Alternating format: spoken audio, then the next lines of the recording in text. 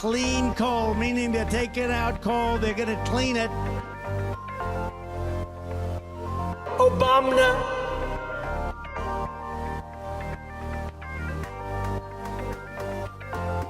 Big, massive dumps.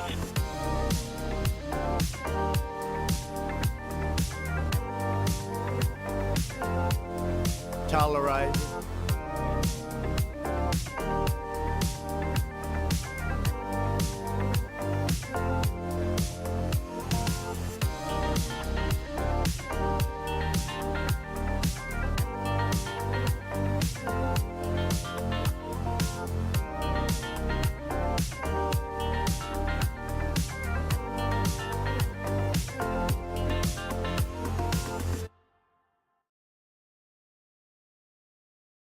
Stop with the questions. Celebrate. And then they say, is Donald Trump an intellectual? Trust me, I'm like a smart person. Yosemite's one of the wettest we've ever seen from the standpoint of water. Mike Lindell's a conspiracy. But you haven't. Person, woman, man, camera, TV. They said nobody gets it in order. It's actually not that easy, but for me it was easy. Amazing. He can't sit down. He's got a burning in his butthole. He's got a fire. He's got a flame coming out of his butthole. Big, massive dumps.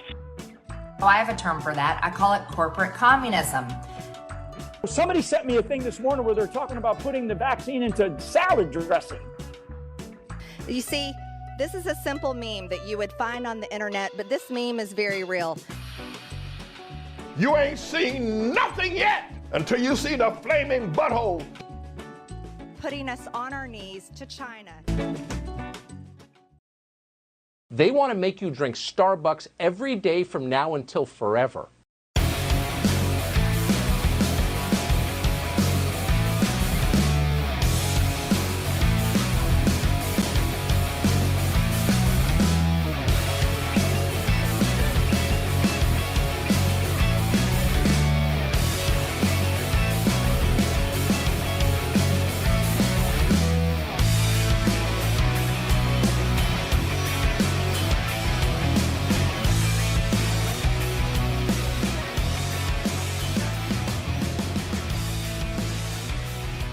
Around the nation,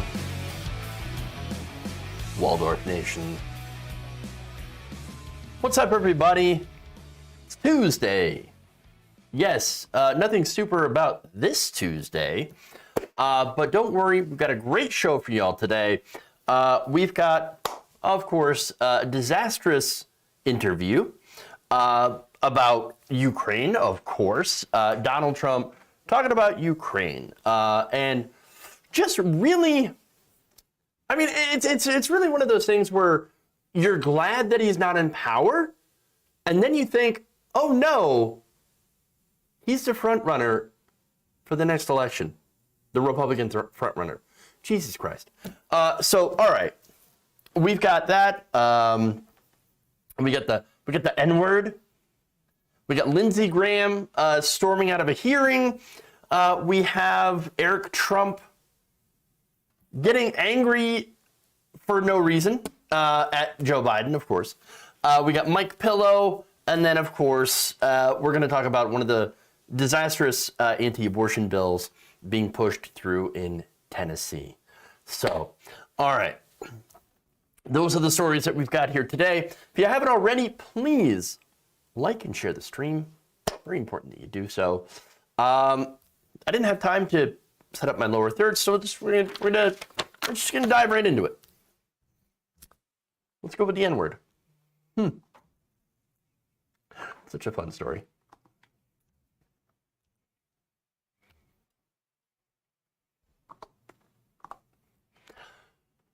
Former President Donald Trump has decided that he's going to be tough on Russia.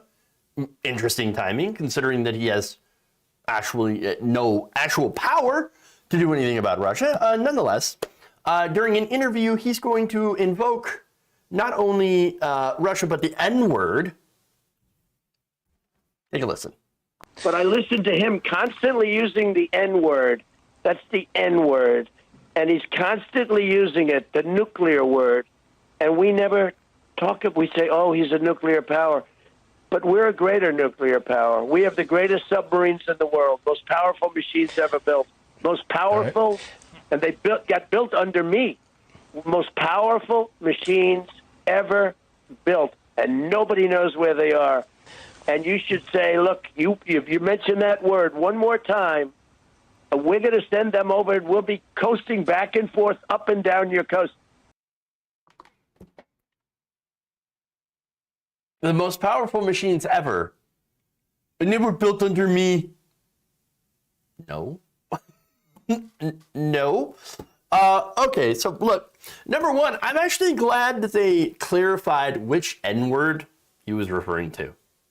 Just say, it's the nuclear, the nuclear. Why don't you just say nuclear then? Why? What a clown. What a clown.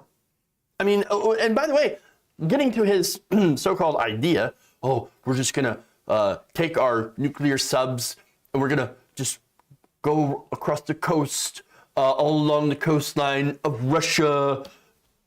You know, Russia has the 4th largest coastline in the world. It's over 37,000 miles long, but sure, go ahead. It would make no sense. And by the way, how would you know that they were there? They're supposed to be hidden under the water, you know? And by the way, you missed, like, these submarines do not have to be on the coast in order to do damage. Their missiles have extremely long range, thousands of miles. They don't need to be on the coast. They don't need to be, oh my God. And again, they're supposed to be hidden. You're not supposed to tell them where your subs are. Oh my God. This man is incredibly dumb. And consider if he were still in power, what kind of escalation that would cause with the Russian government. He has no idea the amount of destruction that he could cause doing his ham-handed, ridiculous ideas on foreign policy. Now, he doesn't even know how much damage nuclear weapons could actually do, what they're capable of. And the thing is, he thinks he knows. He thinks he knows. In fact, here he is. This is one of his famous little speeches back in 2015. This is at least part of it. Nuclear is so powerful. My uncle explained that to me many, many years ago, the power. And that was 35 years ago. He would explain the power of what's going to happen. And he was right. Who would have thought? Who would have thought? Who would have thought? I mean, he explained the power to me. Very much power. The greatest power. Very, very powerful. And you know what? Nobody knows nuclear like Donald Trump. My uncle, he was a great scientist at MIT. He told me all about the nuclear. Okay. Well, there you go. But wait a minute. He doesn't even know what the nuclear triad is. Here's what he said. Quote, I think for me, nuclear is just the power. The devastation is very important to me.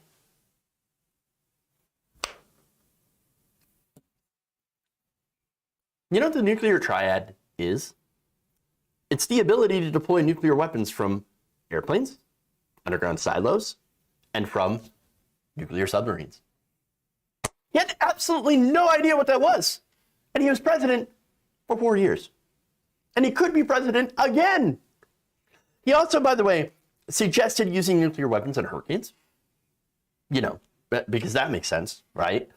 And reportedly often asked his aides about the possibility of using nuclear weapons, even asking if they could, I don't know, drop them on ISIS. I mean, this is ridiculous. According to a report, there was a foreign policy expert that on the international level who had went to advise Donald Trump about the nuclear, and that 3 times Trump had asked him about the use of nuclear weapons, saying, hey, if we have them, why can't we use them?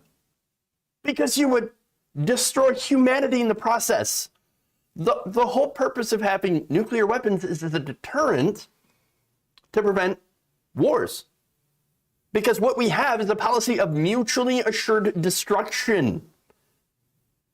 That's the problem. You launch one nuclear weapon, well, I mean, there's going to be a lot more nuclear weapons launched.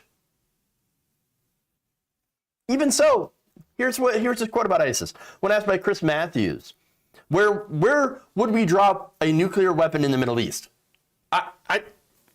Again, already, that's a hugely problematic question.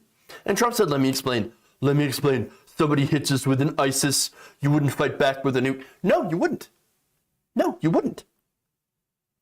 And now all of this, right, this entire thing, plus his election loss had worried the chairman of the Joint Chiefs of Staff, Mark Milley, so much that he had took steps to prevent Trump, illegal steps, by the way, from ordering a nuclear strike during the last month of his presidency.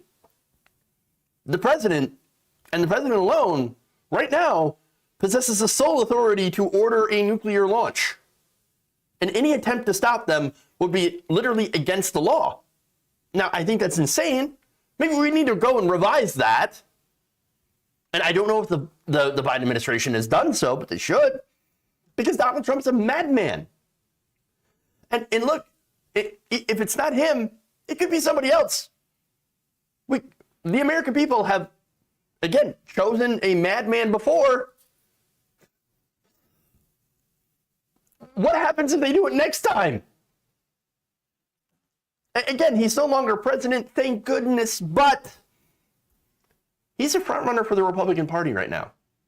I know, the election's still, quite some time away. But right now, he's leading the Republican field. And that should concern everyone.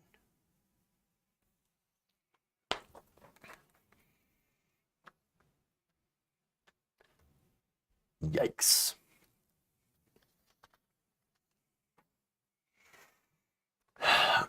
Occam's Taser says giving that power to one person, even if it's a well-adjusted person, is lunacy. I agree with that. 100%. All right. Let's move on. We've got more from that interview.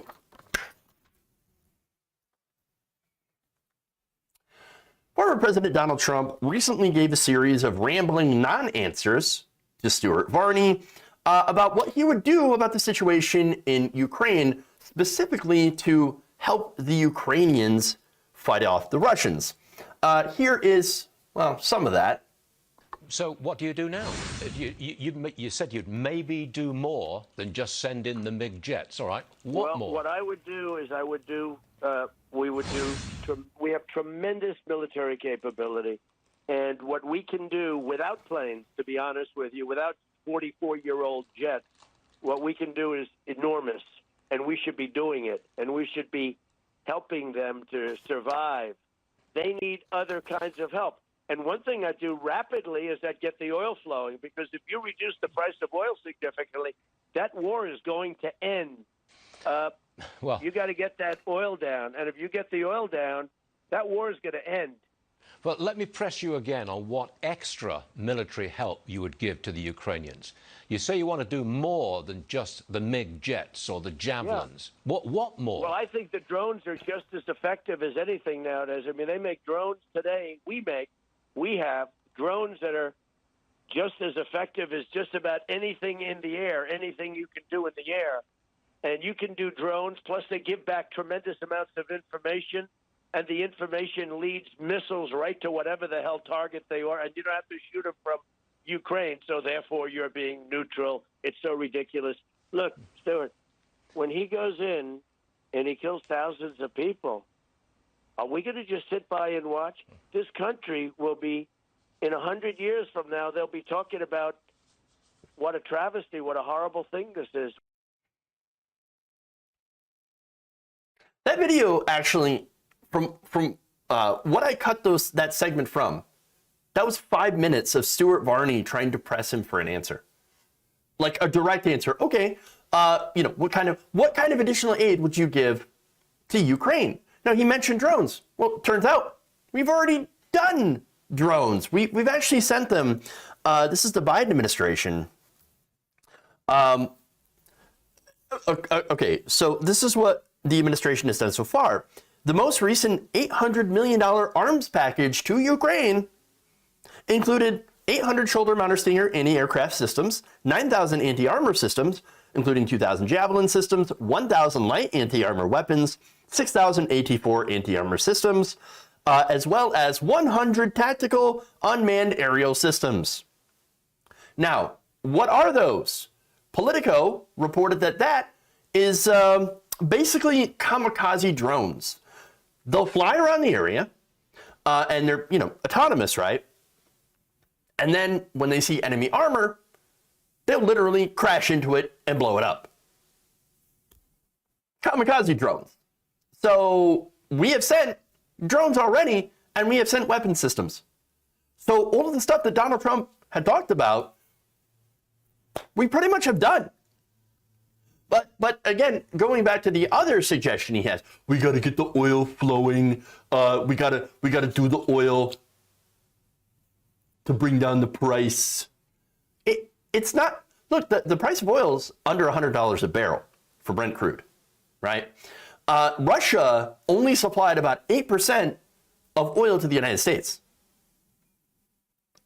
A lot of countries, including the United States, have sanctioned Russian oil. And so, I'm sorry, but increasing domestic production actually does nothing.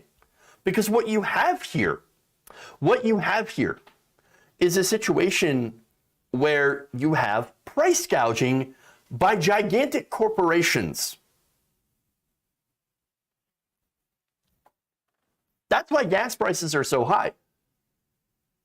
Russia is not getting money from oil. So, again, he has no idea what he's talking about.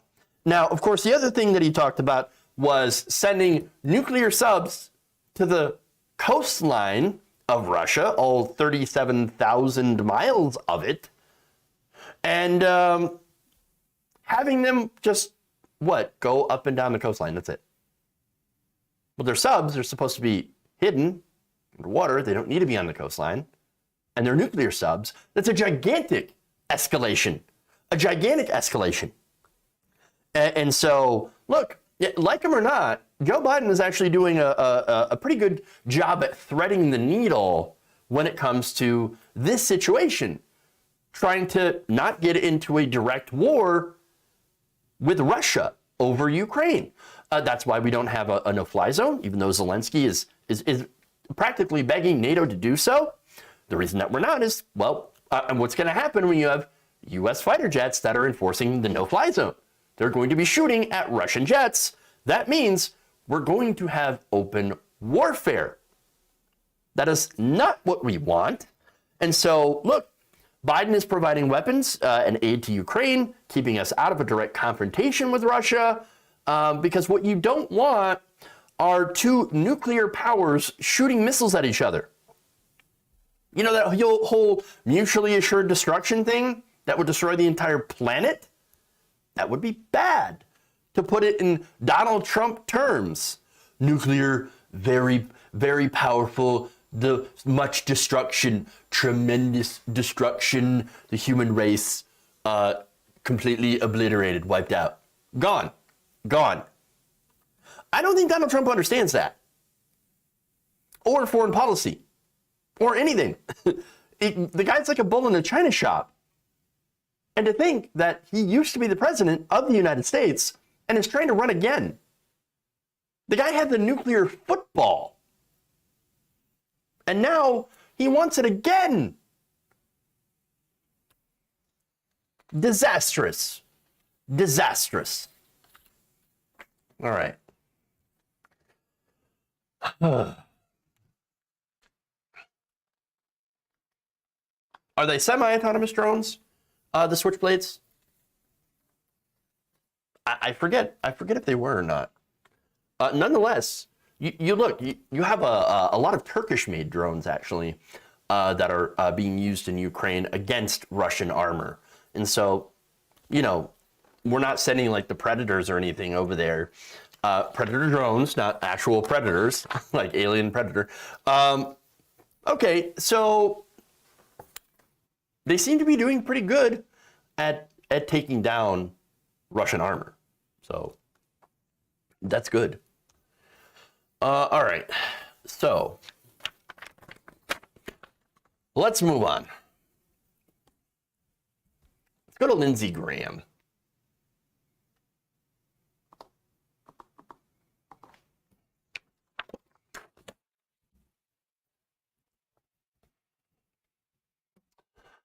Senator Lindsey Graham angrily stormed out of the confirmation hearing of Supreme Court nominee Ketanji Brown Jackson.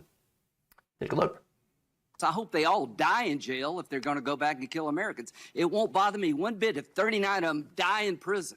That's a better outcome than letting them go. And if it costs $500 million to keep them in jail, keep them in jail because they're going to go back to the fight. Look at the friggin' Afghan government. It's made up of former detainees at Gitmo. This whole thing by the left about this war ain't working. Let me also note that Larry Thompson, who served as Deputy Attorney General under President George W. Bush, Oren Kerr. All right, so now look. I mean, obviously somebody right there needed the fainting couch because getting a little heated for Lindsey, all right? Now, the reason he's bringing up Guantanamo is, and by the way, our prison there, well, is that Jackson, as a public defender, had defended people that were in prison there. Well, that's what you do when you're a public defender. You take on the case of a client and you argue on behalf of the client. That's basically what lawyering does. But now, of course, Republicans are attacking her record, saying that she's helping child predators and she's helping terrorists. Literally, public defender, that's the job of a lawyer. Lindsey Graham knows this. He knows what lawyering is. So this is more ridiculous theater. But now, anyway, Republicans, you can see, they're using this against her. But let me give you the facts about what's going on Guantanamo and why they might need a public defender. You see, 27 of the 39 people still at Guantanamo Bay are actually held as law of war detainees without charge and without trial. Of those 27, 10 of them had been recommended for transfer, meaning they can go, except they can't go.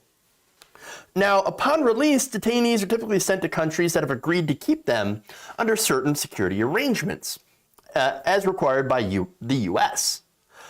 So before the releases can happen, the United States has to go to a diplomatic agreement with other governments that are willing to take these prisoners, be it the detainee's home country or somewhere else entirely. That can be problematic, given some have come from Saudi Arabia, others have come from Afghanistan, and all over areas in the Middle East as well. So now, those are 10 of the 27, right? Others at Guantanamo Bay have been charged with war crimes and are awaiting trial. Some of them, unfortunately, are waiting for many, many years. In July of 2021, for example, the Biden administration did release a 19-year detainee.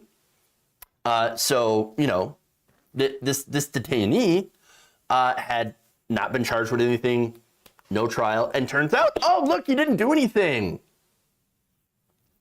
Other detainees who were released are people like Mansour Adafi, an 18-year-old, or was 18-year-old, who was kidnapped by Afghan warlords and given to the United States, put in Guantanamo Bay, never charged, no trial, spent 20 years essentially being tortured, yes, tortured, prior to his release in 2016. Adafi, when he was in prison, he was actually thought to be one of the most dangerous prisoners. You had lawyers that were advised against working with him, and you had notes written by interrogators that called him the quote-unquote worst of the worst. Well, he must be some terrible person, right? Some horrible, dangerous terrorist mastermind. Oh, yes. In fact, he was such a mastermind that he tried organizing his fellow inmates to lobby for human rights while inside prison. Oh, my God. Oh, God, no. No, we can't have that. No, we can't have that. No, you know what this guy has done since being released? He now lives in Serbia, and he has, in total, written a book, won a Sundance Fellowship, started an award-winning podcast, and is a vocal advocate for human rights across the globe. Does that sound like a dangerous man, a terrorist to you? Somebody who's a threat to the United States? No. Well, I mean, I guess that depends on who you ask.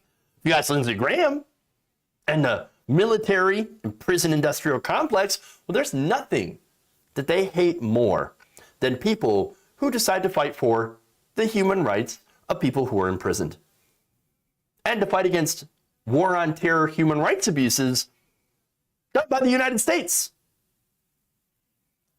Look, out of the 800 people who passed through Guantanamo Bay, only 8 detainees were ever convicted of doing actual terrorism. Half of those, meaning 4, okay, were overturned. That means there are only 4 convictions for terrorism. That leaves the rest either not charged, not tried, or innocent and ready to go. But they can't leave. They can't leave. They're not allowed to leave. And so the big issue here with Guantanamo Bay is that they're not using the U.S. court system. They're using a special military-only type of justice system that is extrajudicial. And so, look, they're not getting tried. They're not getting charged. And they're just there forever. In fact, 27 out of the 39 are basically called lifers. They're going to be there with the prison until it closes or they die. Lindsey Graham, though, he sees it and says, good, I'd rather they all die. He said that, 39. I'd rather all 39 die. Really? I mean, it doesn't matter if we never charge them for anything or give them a trial. No. Lindsey Graham says they are the others. They're automatically dangerous because I say that they're dangerous. Well, if they're so dangerous, well, why don't you have charges against them? You either charge them or let them go. I mean, you can't have it other way. That's how the law is supposed to work in a nation of laws. But Lindsey Graham and his Republicans, they don't believe in the law. They don't believe in the law. No, Lindsey Graham believes in indefinite detention. He believes in torture. And he believes in this ridiculous, endless war on terror. Lindsey Graham has never met a war he didn't like. So that's who Lindsey Graham is.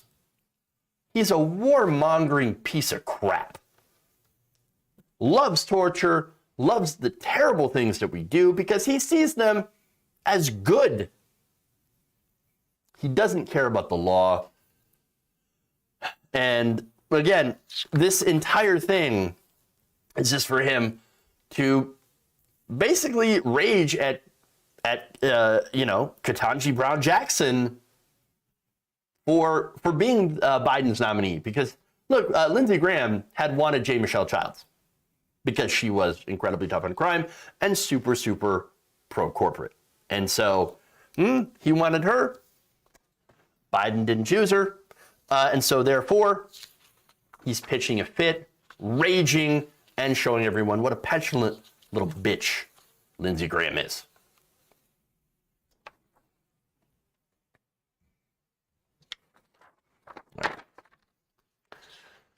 Oh, geez, I am just racing through these stories, aren't I?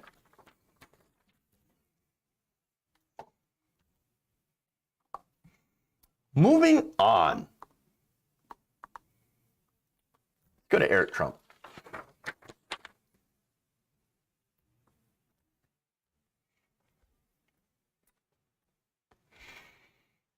Eric Trump recently went after President Joe Biden for the unthinkable crime of riding a bike. You know, look at that picture of him on the bike, right? I mean, here you have Biden riding this beach cruiser. It's got this big kind of, you know, ridiculous reflector on the front of it. I mean, it may as well have had a little horn on there. And he's riding slowly. He's probably going to go get ice cream, right? Literally in a world where, you know, you almost have World War III, everything that you guys have been talking about on the show up to this point, but all the problems, you know, here domestically, and the guy's literally riding a beach cruiser around the place, right? I mean, my father would be giving speeches in front of F-35s talking about how he's building the greatest military the world has ever seen. He'd be out there lobbying for, you know, defense funding so he could rebuild the military. He'd be talking about rebuilding the nuclear arsenals. He'd be taking out, you know, Soleimani and all these, you know, bad guys around the world. Believe me, that was sending a true message of strength. And by the way, he was doing it with conviction, and he was doing it with energy, and he was doing it with passion, and he was doing it with strength, which is what you would expect from an American president. When you see a guy riding a beach cruiser in the middle of the day, this is the commander-in-chief of the United States of America. I mean, what message does that send the world that is literally in the middle of, you know, just, you know, horribleness? Eric, what's wrong with ice cream? I like ice cream. We all scream for ice cream. And what's wrong with riding a bike? What are you doing, Eric? Oh, what kind of message is he sending by riding a bicycle? I don't know that he's fit.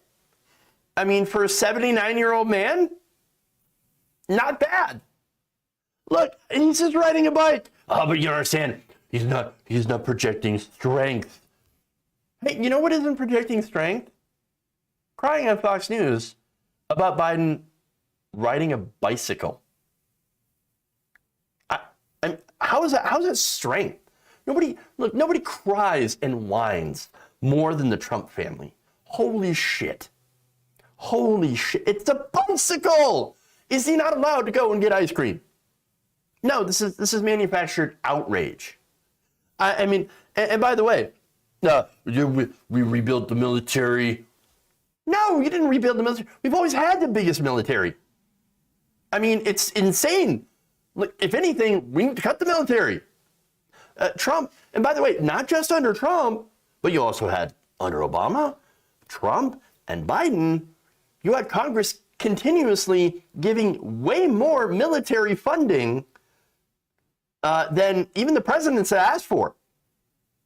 I think this last budget, gave him $28 billion more than Biden had asked for, which was still an increase in the military budget. How much bigger of a military do we need? No, insane. Again, you want to talk about, by the way, leisure time, right? Because I don't think there's anything wrong with taking leisure time, especially considering how the job of president is actually pretty stressful, okay? So riding a bike, not a problem. But you want to talk about hypocrisy. Donald Trump was out golfing like 300 times within his first and only term. He spent like a quarter of his presidency on the golf course. And by the way, he wasn't walking. He was driving that little cart. By the way, I love the cart. But, he wasn't riding a bike. Donald Trump would never get on a bike, which is very, very obvious. But you want to talk about crises as well. Donald Trump was golfing during COVID, after he was downplaying it. All the different crises that we had during the Trump administration, you could only find him on the golf course. This is ridiculous. This is manufactured outrage. Eric, shut up. You are a clown? Your dad is lazy as hell. Never catch him on a bike. Never catch him doing exercise at all. In fact, Donald Trump has said before that he doesn't exercise specifically because it drains your life battery. That's what it does. If you do exercise, you see you're only born with a finite amount of energy in your battery. And if you exercise, it depletes your battery. That's what he said. No. Ridiculous. Ridiculous. I mean, the guy's just an absolute clown and a baby. Shut up, Eric. All right, moving on.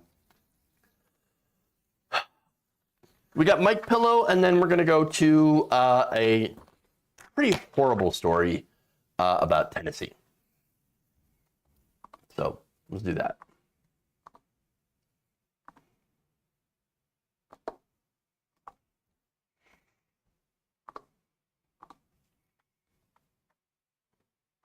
God gave me this platform.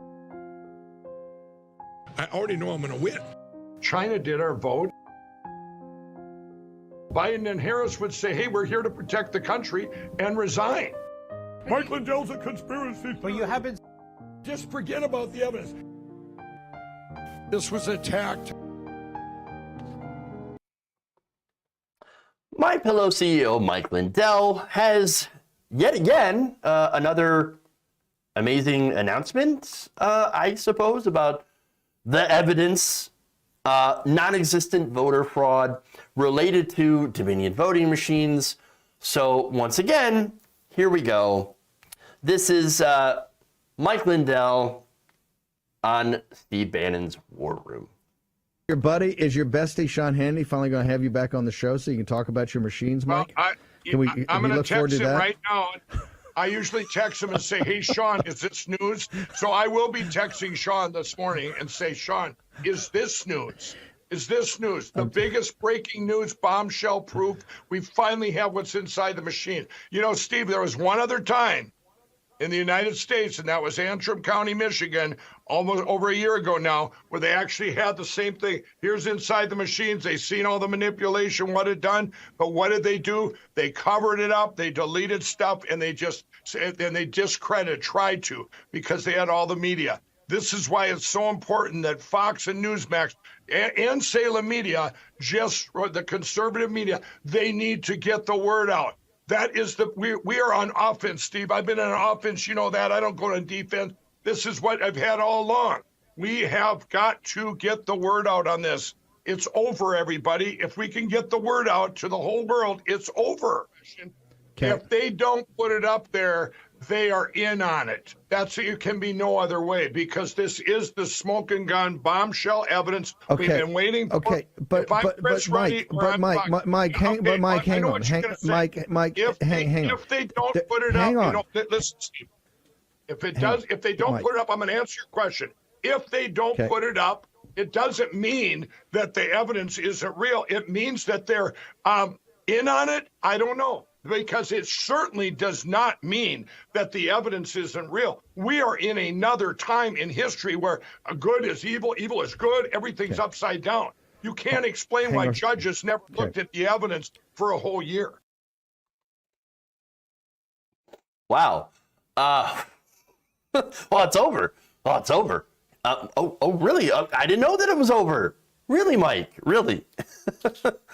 Okay, so before I get into the substance here, I just want to say how funny it is to think that Mike Pillow is like texting Sean Hannity like at 6 a.m., like sitting on the toilet or something like that. Like, hey, Sean, this time it's real. I have the evidence this time. You got to put me on Fox News. You're a traitor. You're a traitor if you don't put me on. Oh my God. I mean, look, the guy is ridiculous. He's ridiculous. All right. So now, evidence, right? So this time, I got the bombshell. This time. So now, look, Lindell is referencing a forensic report that had come out about one voting machine in Mesa County, Colorado. Now, the report was written by, surprise, by an ally of Lindell named Doug Gould. So he claims that the election system used for the 2020 election, which has since been decommissioned and replaced, had 36 wireless components that could be exploited to obtain unauthorized access from external devices. Now, he also found that there was an inclusion of some uncertified Microsoft SQL technology, or I'm sorry, software in the system, which Gould claims would make the system vulnerable to attack. Now, vulnerable, right? That is the question, right? In doing his forensic examination, Gould used some before and after images. So now, images of the hard drive, specifically. Well, now where did he get those images? He got them from stolen hard drives, stolen by Tina Peters. In fact, let me give you the information on that. These images were made from data that was taken from hard drives on the machines by Tina Peters, former Boebert campaign manager Sharona Bishop, and 2 other women who have now since been indicted for making copies illegally and then handing them off to people like Mike Lindell, who showed them off during his 2021 Cyber Symposium. You know, the thing that was supposed to prove election fraud but didn't prove election fraud. His so-called report claimed to make the conclusive determination that ballots cast on voting machines should not be counted because they are not secure. Gould's report theorized that the machines could have been accessed by bad actors, but did not provide evidence that they were, which is very, very important. If you're going to say, look, hey, so there's a difference between saying, look, there's some vulnerabilities or possible vulnerabilities in the system that maybe you should patch. That's good. That's totally fine. I've made that argument before in the show. I mean, that makes sense, patching vulnerabilities, right? That's different than saying those vulnerabilities that we just found were definitely used by hackers because we just found them. But no, there's no evidence of that intrusion. So, I mean, again, you had no evidence that they were accessed by bad actors or that the results of the election administered through the system were changed in any way. Now, the second report written by Gould, I'm sorry, this is the second report. The first one actually claimed that thousands of files, again, without evidence, were deleted from the system. So, again, no evidence here, right? Now, the funny thing about this is that, once again, I actually do agree with the premise that, hey, we do have vulnerabilities, possible vulnerabilities that could be potentially exploited like any machine, right? I mean, look, the thing that I've talked about is people could hack your smart fridge. Why would they want to do so? I don't know. They could hack your smart fridge. They could hack your smart car. They could, people could definitely hack voting machines if they were connected to the internet and wanted to. Now, that said, I've seen some people do some pretty crazy things with machines. I've seen people run Doom on a toaster. So yes, a smart toaster that can run Doom. But basically, Doom will run on just about anything. Like, I've seen it run on an old Nokia phone. So, I mean, but anyway, just because they can doesn't mean they did. You have to have evidence, right? And is there any evidence of anyone tampering with these machines? Well, the only evidence we have is Tina Peters, who, again, stole election data and tampered with the system in order to get that data. So there you go. And now, of course, Peters is an ally of Mike Pillow trying to prove election fraud, which, again, they didn't. The data that they stole didn't even back up the assertions made by Mike Lindell or Donald Trump and all these big lie proponents. And so, look, I've talked about this years before the election, how we should go back to hand-counted paper ballots. I agree that they should be counted in plain view for maximum accountability. There would never be any other question, right? But Republicans understand the hypocrisy of this, right? Republicans never had a problem with voting machines or any vulnerabilities that people have brought up. Voting rights groups have brought up the possibility of these machines being either defective or possibly accessed by bad actors way before Donald Trump, way before Republicans started picking this up and doing weirdo conspiracy theories about it. No, the only time that Republicans actually brought this up was when they lost the election. That's it. That's a fact. Until Trump, no Republican ever really talked about voting machines being exploited, but now it's all they talk about. It's all they talk about. They can't help themselves. It's just like they just developed this possibility that this could happen, and then doing what they do, constructed an entire elaborate alternative reality around this, saying that, oh, well, because it could happen, turning the it could happen into it definitely happened. It had to have happened. The Iranians, the Italians, the Pomeranians, the ghost of Hugo Chavez. I don't know, probably Stalin and George Soros. They all got together and stole the election from Donald Trump. No, they didn't. It's insanity. Stop with the insanity. Just because you can do something doesn't mean it happened. No, what you have here is a bunch of conspiracy theorists and grifters. That's who Mike Pillow, and that's who all these conspiracy nutters really are.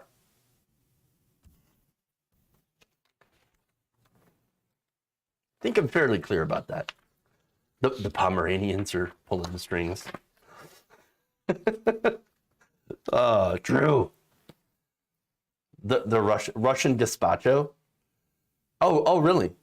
Is that what we're talking about here? Nancy Pelosi's gazpacho police.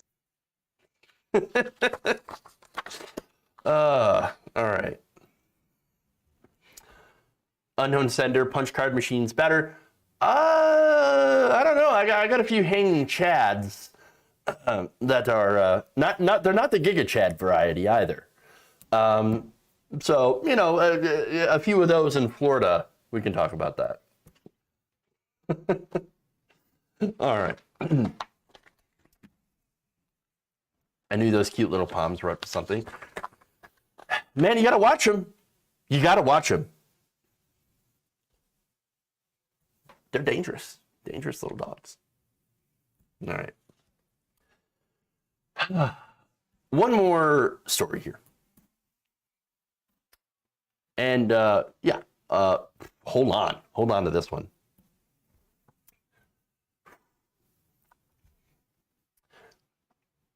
If you didn't think Texas's anti-choice bill was extreme enough, well, here comes Tennessee, which would give the families and friends of rapists the ability to sue people who help the victim obtain an abortion. Now, this, of course, is basically built on the model of the Texas abortion ban. In fact, last week, a state House of Representatives Health Subcommittee passed HB 2779, modeled after the 6-week abortion ban, but it's even worse. It would deputize citizens and empower them to sue anyone suspected of helping or referring or providing abortion care after the pulsating fetal cardiac cells are detected, which of course conservatives tend to confuse for being a heartbeat. All right, so now, unlike the Texas ban, which is fairly tame compared to this, HB 2779 would ban abortion entirely. That's it. Gone. No 6-week window, no exceptions for rape or incest at all. So they're taking this and they're going very extreme with it. Now, Republican State Representative Rebecca Alexander, who introduced this bill, was asked in a hearing by a Democratic State Representative, Bob Freeman, if the bill would allow any family members, friends, spouses, and neighbors of rapists to sue victims if they obtain an abortion. Her answer was this: my assumption is that they could. Other than the rapist, of course. Oh, yeah, well, you can't have the rapists sue. Oh, wonderful. So at least you're not allowing the rapist to sue the abortion provider. But anybody else can. Look, what this is, of course, is wanting to force women to carry a rapist baby. If that's what you're looking for, well, mission accomplished. Now, to show how disastrous this could be, let me reference how many sexual assaults were reported to Tennessee law enforcement. In 2019, 5,796 assaults were reported, according to the Tennessee Department of Health. Now, that's just the ones that were reported. We have an issue in this country with underreporting, massive underreporting of sexual assaults and rapes. Children aged 14 to 17 actually had the highest rate of sexual assault victimization, and that is the ones that we know of. But it gets worse. If you have a miscarriage, which again isn't your fault, but don't worry, Tennessee wants to make it your fault and wants to allow investigators to essentially interrogate you about what happened. Oh, hey, what happened to your pregnancy? Did you murder your baby? You baby murderer? I mean, it's just insane. So you're going to be interrogated. Your family's going to be interrogated. Of course, your doctor, everyone around you. And if they even, suspect, even, again, if it's a miscarriage, and they say, no, we don't believe in miscarriage. And look, there are Republican states that wanted to punish women who have a miscarriage and send them to prison for a miscarriage. I'll give you the stats on that, how that's disastrous. But they want, you to interrogate your family, friends, and allow other people to sue them. Now, let me go to the numbers of miscarriages. About 10 to 20% of all pregnancies end in miscarriage, according to the Mayo Clinic. That number is actually thought to be much higher, though, as many miscarriages occur early in pregnancy before the woman even knows that she is pregnant. So that number could be, again, 10 to 20%, possibly higher. And so what you're looking at is the possibility of a large amount of women being subject to lawsuits. I mean, that's disastrous. Now, during the hearing, Alexander said this, quote, "My intent is to bring a bill that protects the unborn life in this state." Really? Now, studies have shown that when people are denied access to abortion care, they're at a higher risk of developing health problems, are more likely to stay in contact with a violent abuser, partner, or even rapist, and are more likely to be living in poverty. But aside from that, well, if you cared about life so much, then why don't you care about the already born? Why don't you start there? Why don't you start there? Look, Tennessee, in her state, Tennessee has one of the worst infant mortality rates in the country, according to the CDC. Yet Republicans, they cut healthcare, they fight against paid parental leave, they fight against maternity and paternity leave from work. Oh, how dare you leave the office? How dare you? No. You get back to the mines. You get back to the mines. And now, you have also Republicans that have consistently tried to block healthcare coverage, expanding healthcare coverage, and blocking welfare programs for needy people, including children. They hate welfare programs because, that's going to be government socialism. Well, we only like socialism when it goes to the rich. But they love turning people against their neighbors if they're suspected of having an abortion. No, this is ridiculous. Absolutely ridiculous. One more thing to note, by the way, and it should be very obvious. You can't get rid of abortions by banning abortions. The only thing you're eliminating is safe abortion. You're bringing back the coat hangers. You're bringing back extreme measures where many women, before Roe v. Wade was codified, died.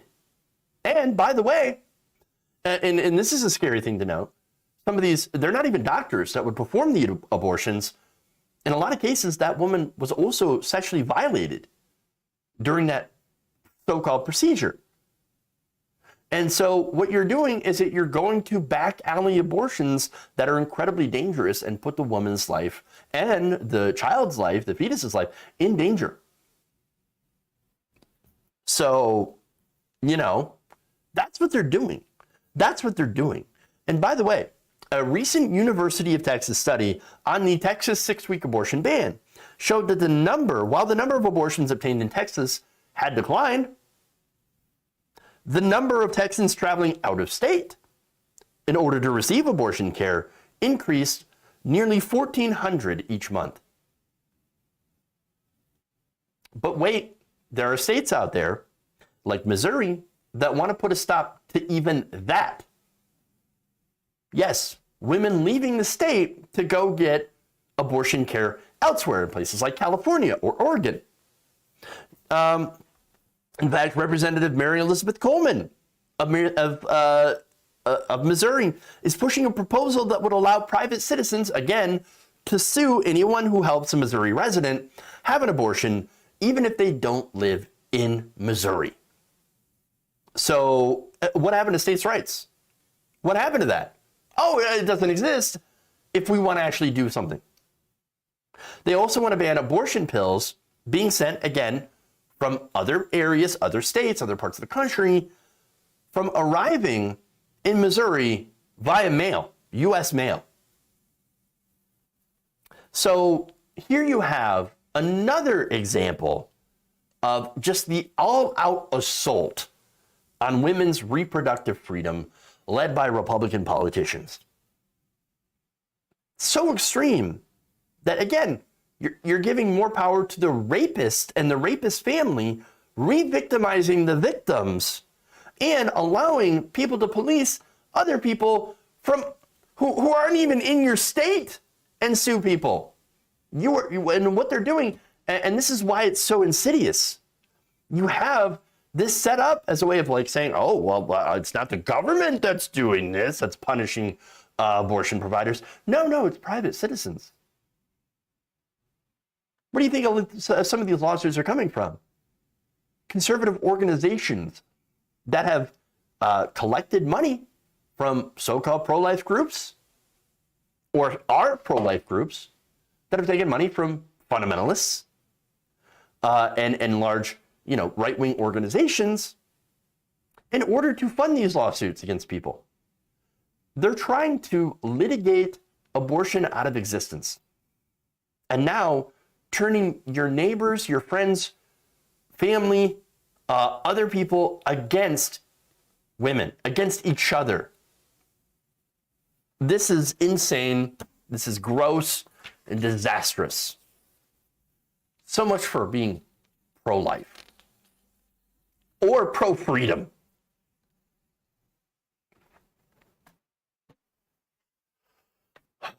All right. Well,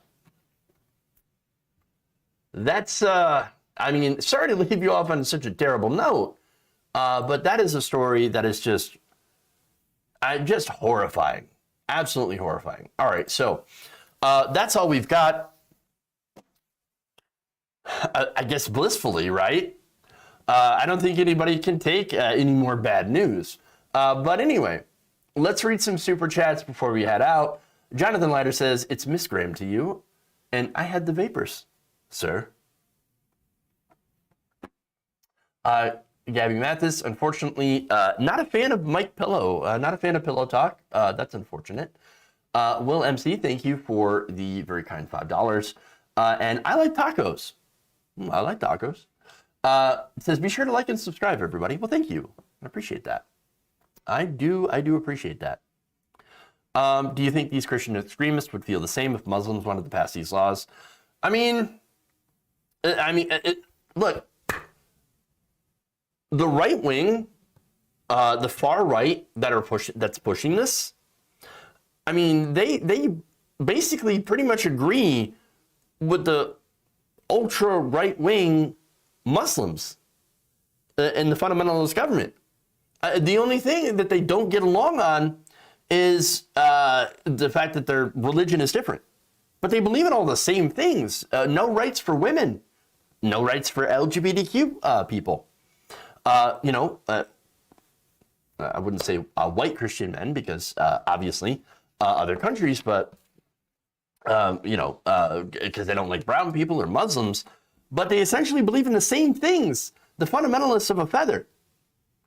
And so they agree on all these things, but they're so, for one, racist and ignorant of other people and other religions that they don't even realize that they agree with pretty much everything they do. Yeah, and it's the same God, too. They don't even realize that.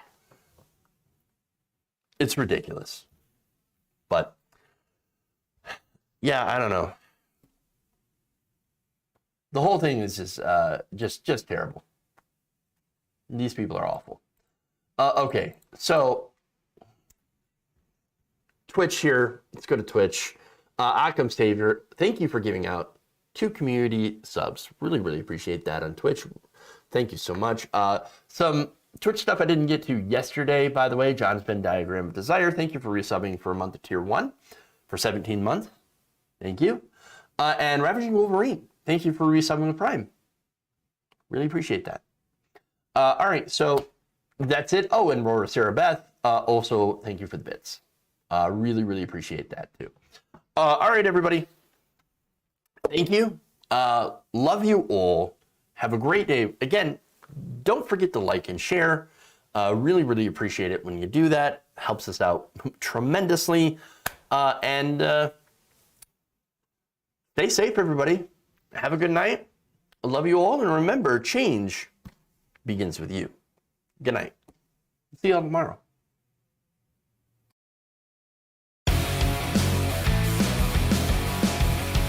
I like my meat tight. Tighten up my meat.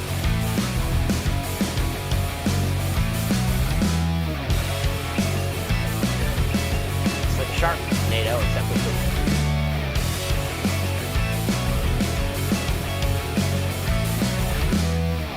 Please clap.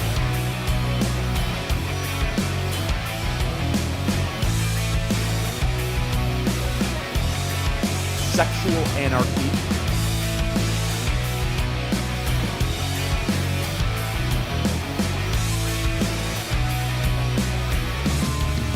Obama. You're kicking me out the door. You're kicking me out the door. Disappointed.